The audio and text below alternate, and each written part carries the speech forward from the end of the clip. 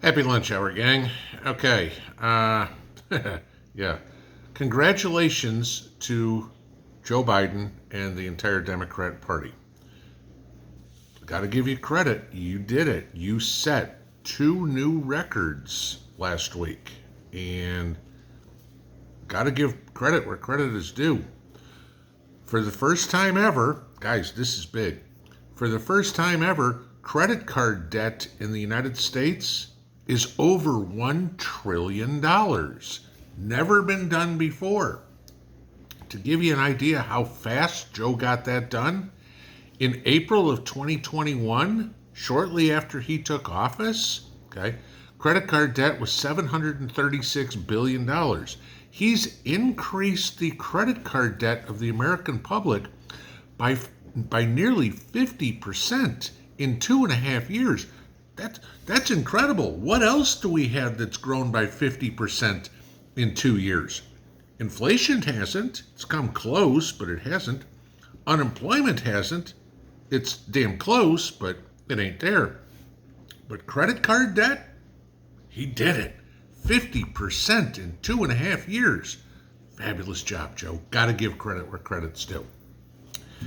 Then there's the other record he set.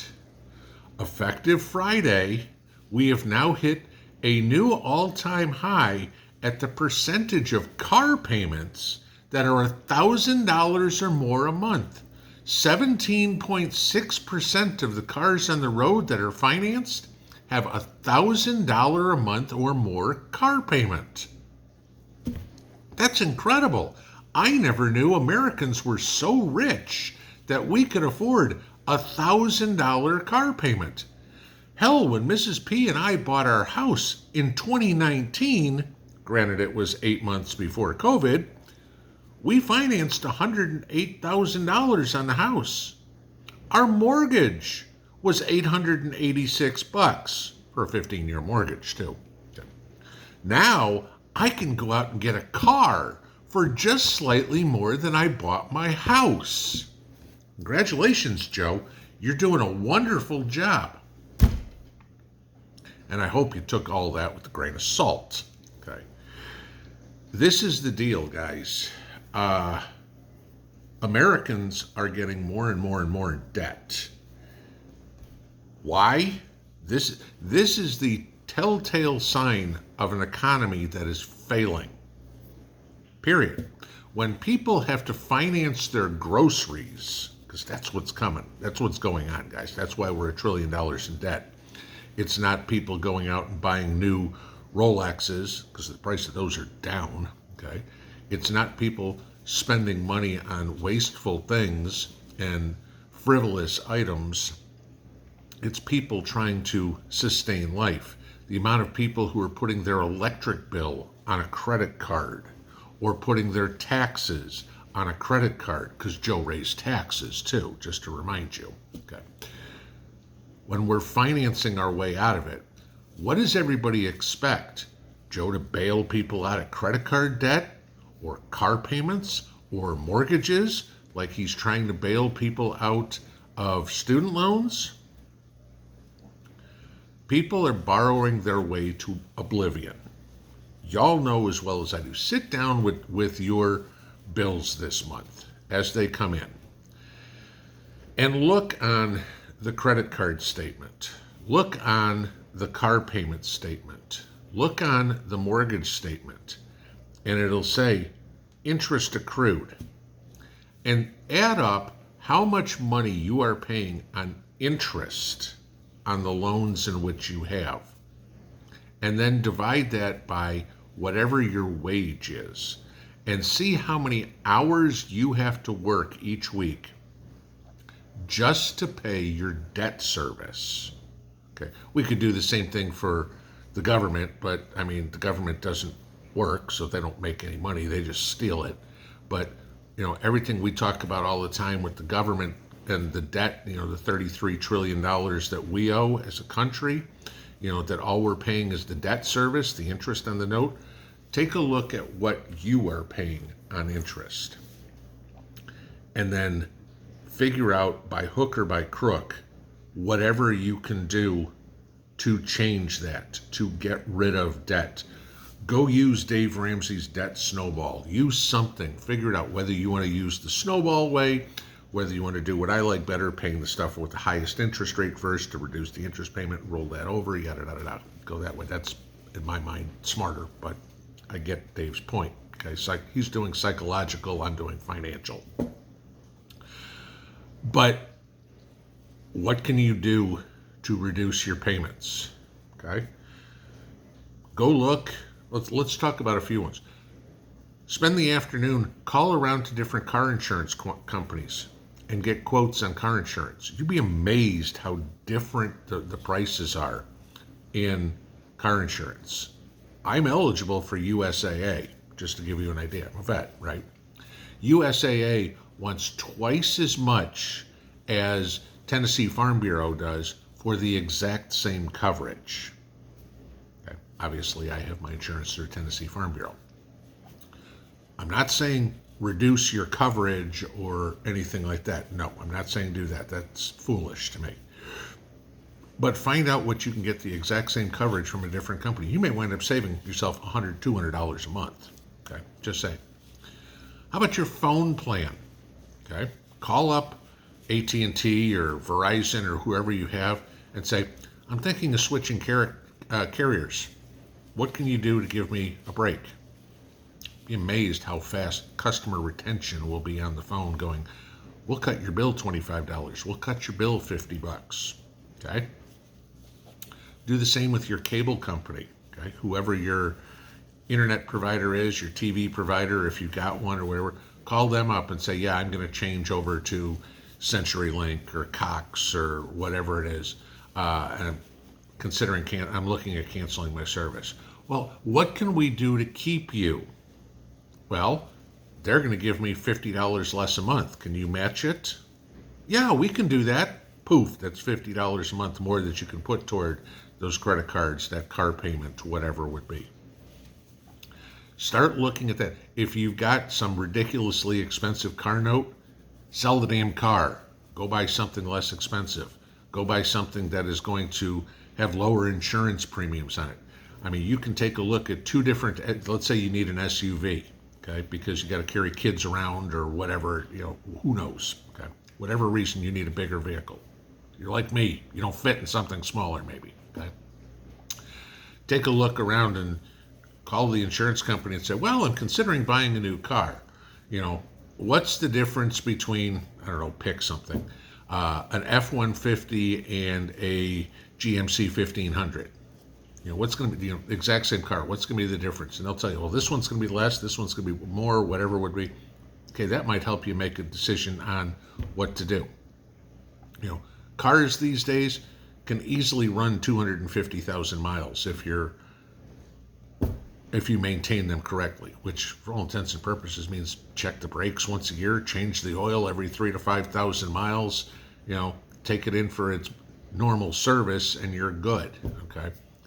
You don't have to have the brand new fancies. The hell with the keep up the Joneses crap, okay? The Joneses are going to be the ones out standing under the underpass with the sign that says, we'll work for food, because they've got the brand new jet ski, but they've got no food.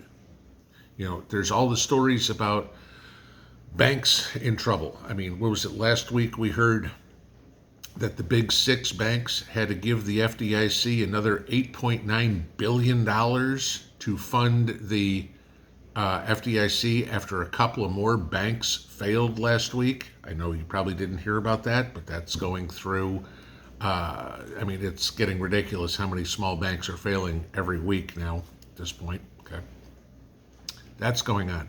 How safe is your job? I mean, come on. A bunch of people at Tyson Chicken went into work this morning to find out, oh, by the way, your plant's closing. Okay, Tyson announced today because they misguessed what the demand for chicken was going to be, and so their earnings came in significantly below expectations. And Tyson's answer was, we're going to close 4 plants. There's 4 plants worth of people in the Midwest. I think it was Arkansas, Indiana, and 2 in Missouri, if I remember correctly. Maybe it was 2 in Arkansas, I'm not sure. all these people found out they were losing their job today. How many people is that? Tyson hasn't said yet, but when Tyson closed 2 other plants earlier this year, 1,700 people lost their job. Got to think the plant sizes are probably relatively similar. Okay? So ballpark-ish, 3,400 people found out this morning that they lost their job. Fabulous. Just in time to send the kids to school, I found out I'm out of work. Okay? What happens if you lose your job? Can you pay your bills? Or are you going to be adding to the $1 trillion in credit card debt? Are you one of the people who is out there taking a home equity line of credit or a second mortgage or something, digging yourself deeper in debt that you're never going to be able to get out of? You're just prolonging the agony until the day that the repo man shows up out front to tow the car away, or the bank sends you the notice saying, we're foreclosing on your house.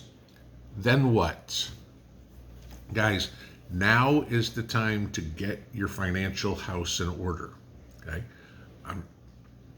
I've talked to you about gold and silver all the time. That's if you've got all your debt paid off. Okay? The most important thing you can do is get out of debt. I understand that somebody's going, but I still owe $50,000 on my house. I can't just write a check. I get it. Okay? You can't sell your house, or you don't want to sell your house. But do what you can to make sure you don't lose your house. You can get out of credit card debt. You can get your car paid off, whatever it would be. I mean, my truck is 14 years old. I will keep driving that damn thing until the wheels fall off of it. Why? Because I'm not going out and spending $80,000 on a new one. Or when I bought this one, it was 7 years old and I paid $17,000 on it for it. If I want to go buy a new 7-year-old truck, it's over 30 grand to buy the same one. I'm not paying that. So this thing will drive until it's a bunch of rust particles going down the street. That's it.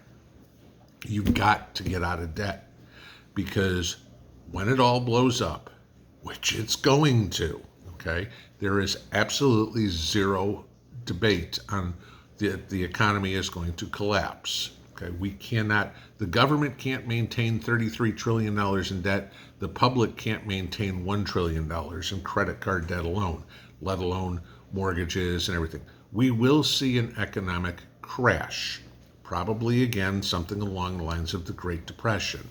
At least we will see something like 2008, 2009.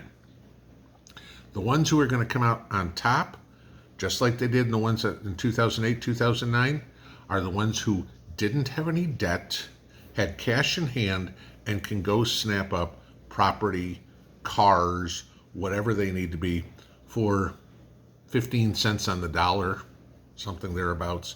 I've told you the story before about my neighbor in Vegas, who they actually had to raise their bid on the house. I think it was like by $3,000, so that the bank would finance it. Because the bank didn't want to finance anything under $100,000. They got a $300,000 house for $97,000. Had to up their bid to $100,000. That was it. Okay. This is what we're looking at. Get out of debt. Restructure your own stuff before it's too late. Figure out the way to get the car paid off, to get the credit cards paid off. If you can, figure out the way to get the house paid off. I've seen a few comments from you guys in the chats lately. I paid off my house today. You have no idea how happy that makes me, because I remember the day Mrs. P and I paid off this place.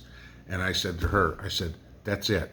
Once a year, I got to write a check for $1,200 to the county for my property taxes. But I said, other than that, this place is ours and nobody can take it away from us. The bank doesn't have anything. The insurance company doesn't have anything. As long as we pay the taxes, I said, I'll go collect tin cans to find $1,200 a year to pay the property taxes, because we own the house. I own my cars. I don't have any credit card debt. I busted my ass to get there. And I implore all of you to do the same thing, because when this blows up, when your company is the next one on Monday morning that says, we're closing your plant, or we're closing your store, or we're closing your office, or whatever, and you go, shit, what am I going to do about finding a job? Because I will tell you this, I have friends here in the area who are looking for work, and all the bullshit stories coming out of Washington saying there's 7 million more jobs than there are people to fill them is complete crap. Okay? It is not true at all. There aren't the jobs out there. There isn't the place to get the income.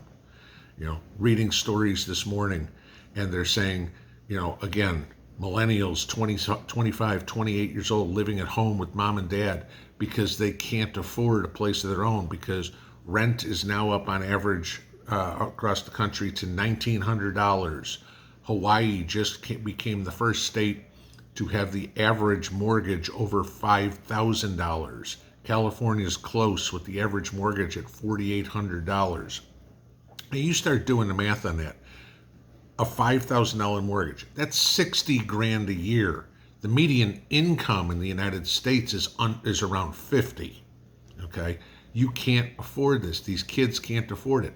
It's all gonna come crashing down. It has to. That's the only way the economy can survive. I'm not talking about Joe screwing this one up, though he'd figure out a way. I'm talking about just the simple laws of supply and demand.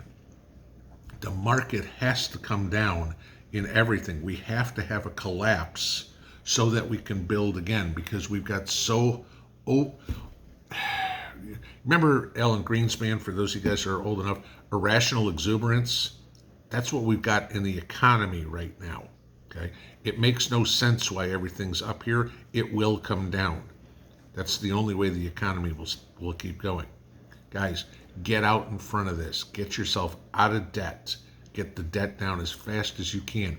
If it means stopping tithing to church, if it means selling your grandfather's baseball card collection, if it means downsizing your car, I understand the house thing that was a couple of years ago. Too late to do that now. It makes no sense to move. You are where you're going to be.